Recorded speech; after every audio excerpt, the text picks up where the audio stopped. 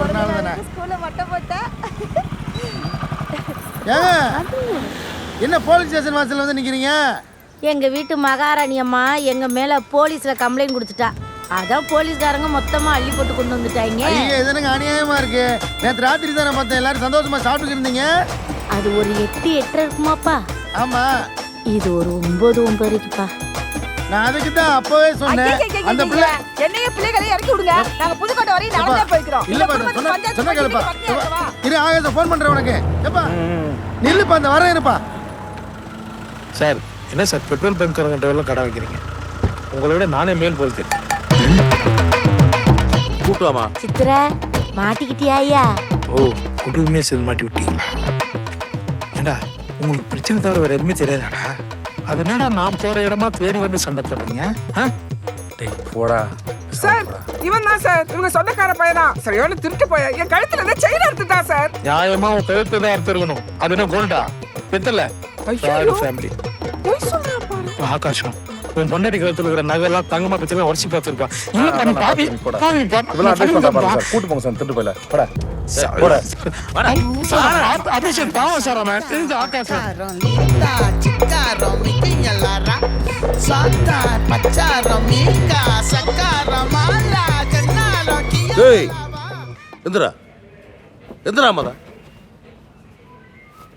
ஆளப்பாரு இங்க பாருங்க. இந்த ஸ்டேஷன் கண்ட்ரோல்ல 5136 குடும்பம் இருக்கு. உங்க குடும்பத்துக்கு மட்டுமே பஞ்சாயத்து பண்ணிட்டு இருக்க முடியுமா?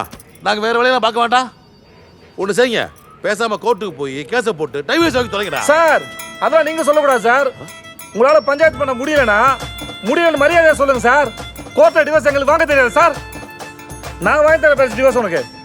டேய் அதான் நானும் சொன்னேன். அதெல்லாம் நீங்க சொல்லக்கூடாது, நாங்க தான் முடிவு பண்ணணும்.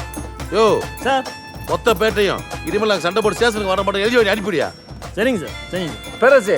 நீ எழுதி கொடு பேரரசு. என் பொண்டாட்டியோட கையெழுத்து அப்படியே லட்டு லட்டா இருக்கும் சார். சார் நீ இதுவரை எழுதி கொடுத்ததே பக்கமா இருக்கு சார். குத்தாம வெளியிடலாம் சார். இன்னொரு வாட்டி எங்களை ஸ்டேஷனுக்கு வர வச்ச மானம் கட்டு போயிடும் சொல்லிட்டேன். என்னாச்சு மாமா? இது வரைக்கும் போலீஸ் ஸ்டேஷன் வாசல்ல கால் வைக்காத பரம்பரை. உங்க வண்டா பேப்பர் கொடுங்க. தெரியாது. பெரிய ஜமீன்.